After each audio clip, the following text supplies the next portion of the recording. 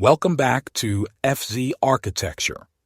Today, we're exploring a remarkable piece of Frank Lloyd Wright's Usonian vision, the Lloyd Lewis House, designed in 1939 for the editor of the Chicago Daily News.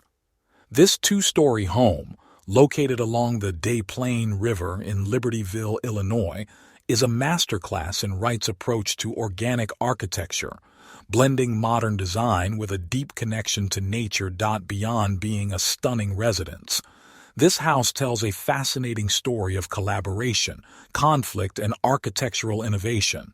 Let's dive in.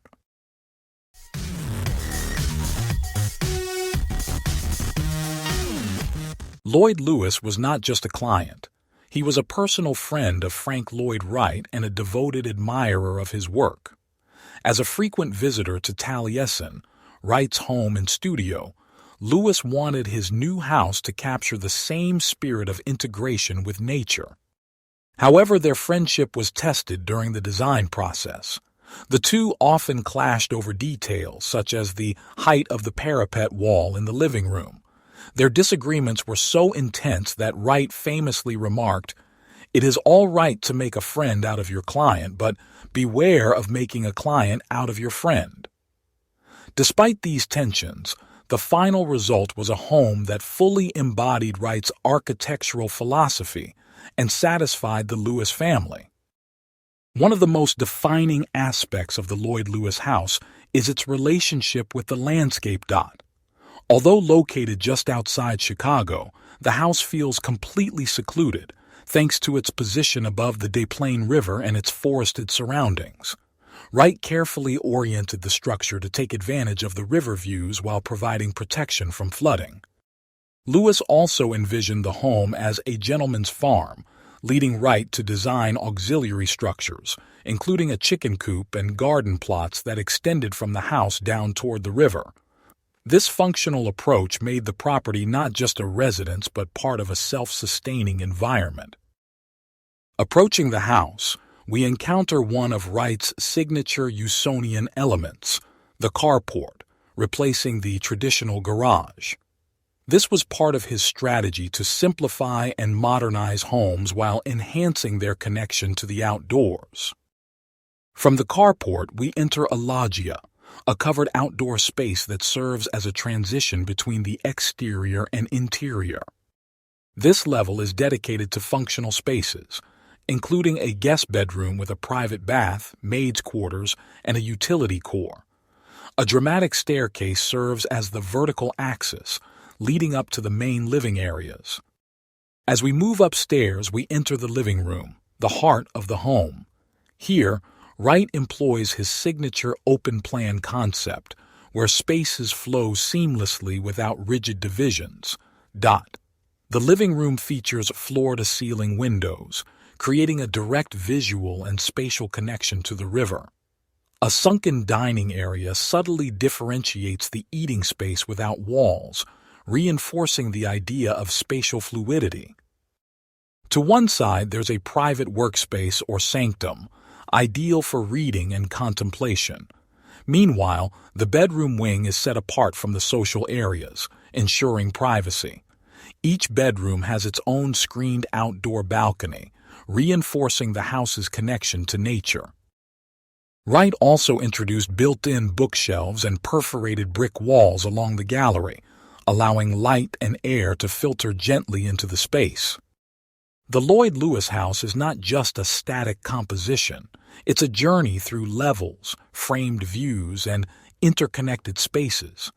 Every transition is intentional, creating a home that feels alive, breathing in harmony with its surroundings. Wright's ability to blend function, openness, and nature makes this house a true architectural masterpiece, one that remains as relevant today as it was when it was first built. A key aspect of Wright's Usonian houses was material simplicity, and the Lloyd Lewis House is no exception. The home is built using Chicago common brick, grounding it firmly in the Midwestern landscape.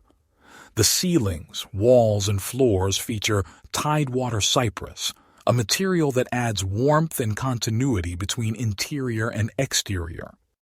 One of the most innovative details is the brick masonry with perforations, designed to facilitate natural ventilation, a passive cooling strategy that enhances comfort without mechanical systems.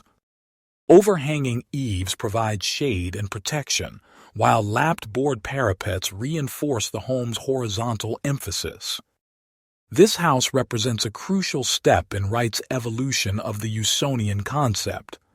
Many of its features, the carport, open-plan interiors, built-in furniture, and passive design strategies, would become hallmarks of the Usonian movement. It's also an evolution of an earlier Wright design, the Malcolm Willey House, 1932. We see the same elongated layout, emphasis on horizontality, and carefully framed views.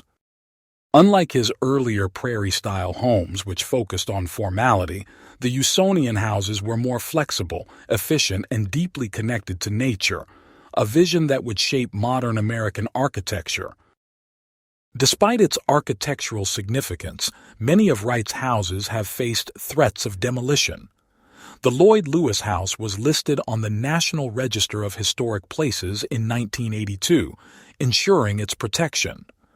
Additionally, organizations like the Burnham Group have emerged in response to the destruction of significant Wright buildings.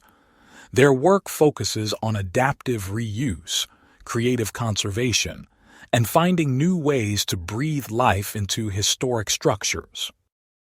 More than 80 years later, the Lloyd Lewis House remains a powerful testament to Wright's vision. Its principles, site integration, passive sustainability, and material honesty, are more relevant than ever in contemporary architecture. The Lloyd Lewis House is a testament to Frank Lloyd Wright's mastery of organic architecture.